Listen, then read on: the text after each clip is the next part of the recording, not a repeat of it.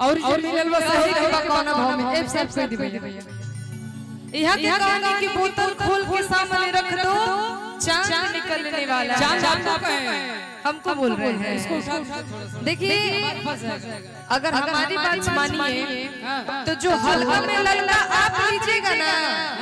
हल्का में ललका आप लीजिएगा उससे लीवर किडनी खराब हो जाएगा। लेकिन हम जो हल्का में ललका देंगे ना वो जीवन बना देगा। दीपिका जी चलते हाँ अरे की जवानिया भाई बतारू के हो पिए वाला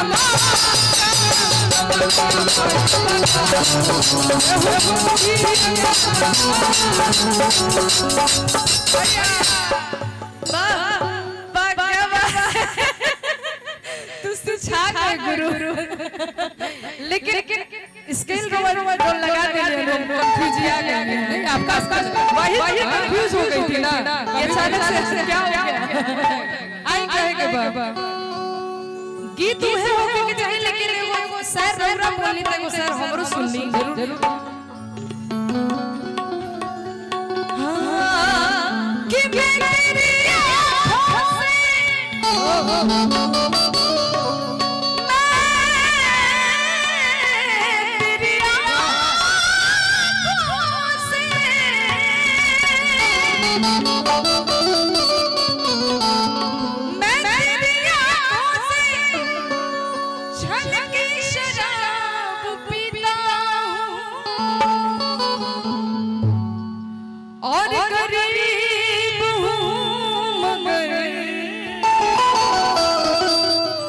महंगी शराब पीता हूँ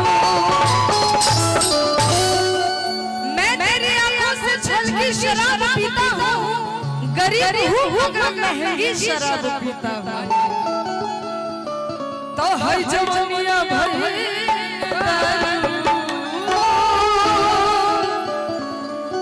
आरती हूँ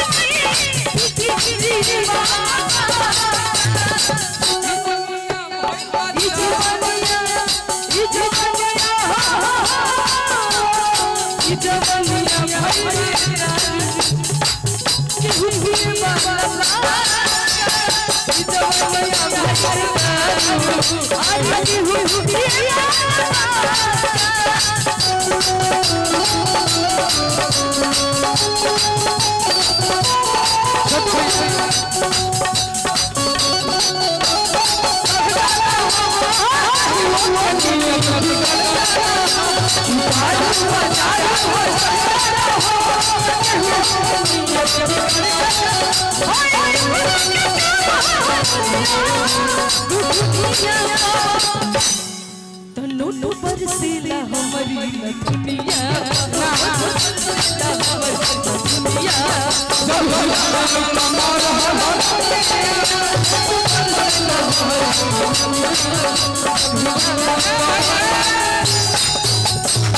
दीपिका जी खातिर थोड़ी होई, इस शिवानी खातिर होई। और किन्नो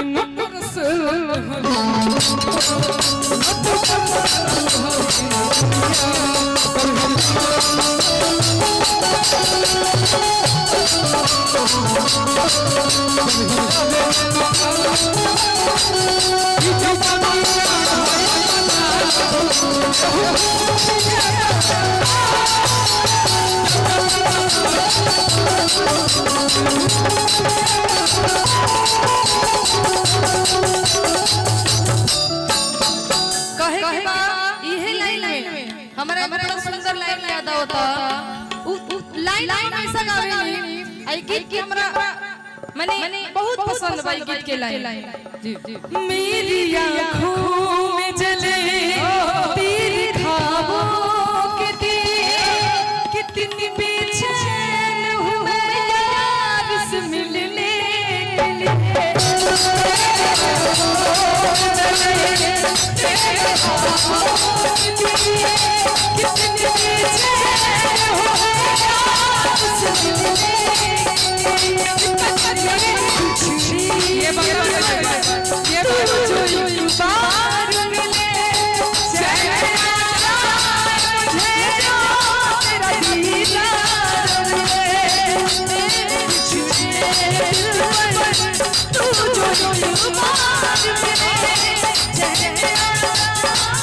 मुझे जो तेरा दीदार मिले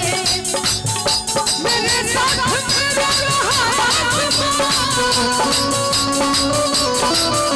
मेरा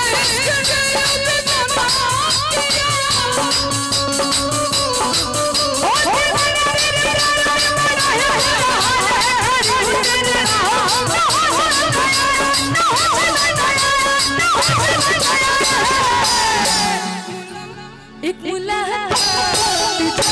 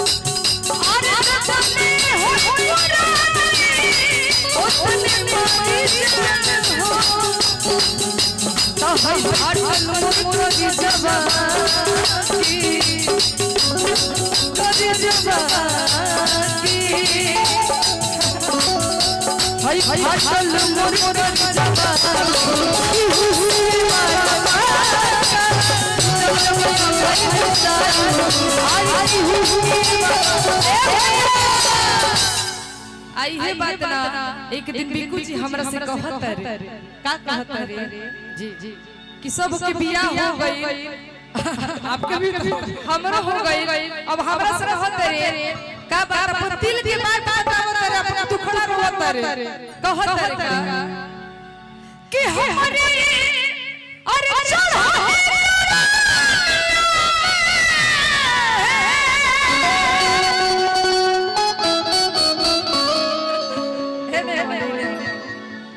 हमरा से कहत रहा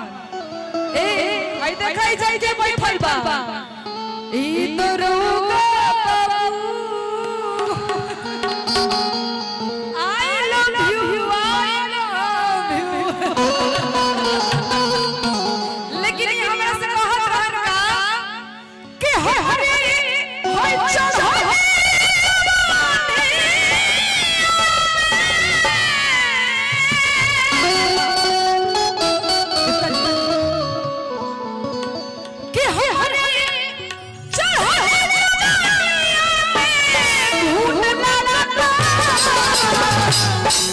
हमसे बताओ हम तार दोस्त बनो हर सब दुखड़ा सुनो आप दोस्त हैं बिल्कुल चढ़ली जबनी में घूम ना लगे सुनो पहले काहे घूम लगे वाला काम हम पहले कर चुकल बानी अरे अब हमरा घूम ना लगे सुनी एक बात याद रख मेहरी के सुख सब केहू ना दे केहू ना दे ठीक बा अच्छा ई का होला हमरा सियाना भइल बात सुनी कि हमारे अरे चढ़ा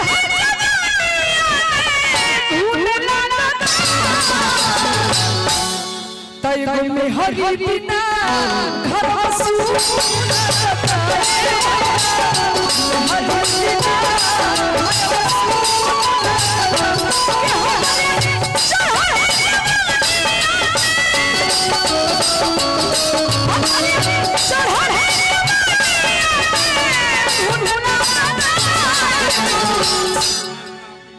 एगो सखी बिना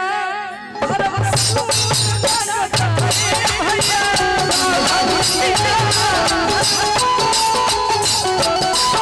भैया उलैया खड़ी बात कहत रे हेने उलैया कहत रे कहत हमरा खातिर अरे मिलो लो तुम तो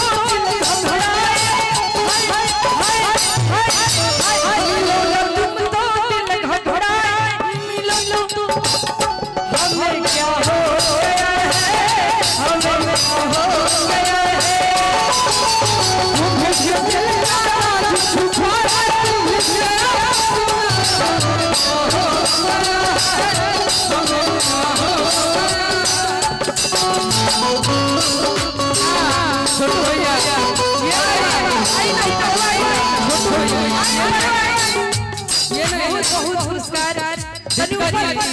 ऊपर साथ में दीपिका जी अब बोले कि मेहरी बिना घर स्कूल लगा था अब बोले ये बात और पहले और सुन लो और कहत रे हो सुनो भैया कि शादी काटे वाला से जब शादी होता जब शादी के बाद होता भी बिना केहू काटी देता हमरे के सब हो जब बहुत पुरस्कार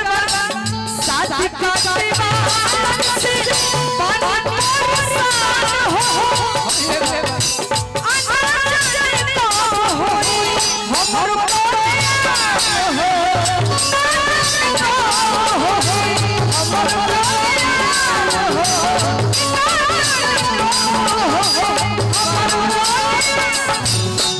हमसे तो हर दुख लिखा नहीं जा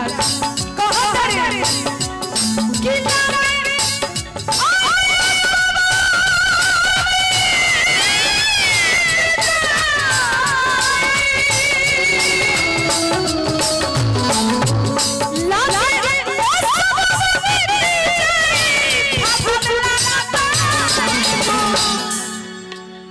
हम बोला एगो में होरी बिना घर वसूल का कहल चाहता छोटू भैया ई कहलिया कि एगो मेहरी बिना घर वसूल लगता लेकिन कबो कबो 10वां पास करे से पहले ई सब लोग करेला 9वां पास भी करल जाला अगर गलती से 9वां में फेल हो गइला तो फिर से 9वें में रह हम फिरो अभी 9वें में बानी काहे कि आप ही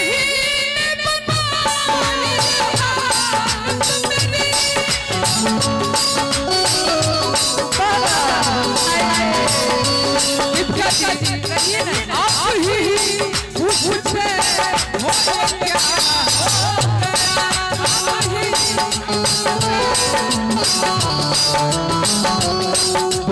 तो इस जमाने को क्या हो गया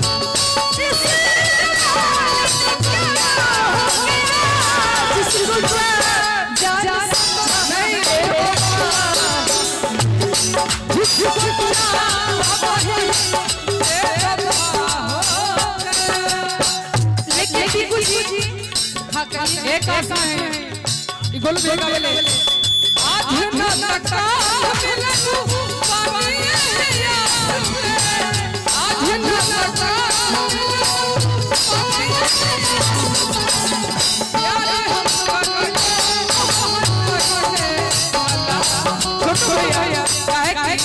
सुना सुना हम भोजपुरी इंडस्ट्री में कदम रख रहे चाहे आप चाहे केहू तो जब आइलू वो समय से दोस्ती है तो उसको पहला क्लास ही कहेंगे बिल्कुल बिल्कुल जीरो से आप हीरो बने चाहे हम बने कोई भी प्यार तो वही है ना सबके साथ आज न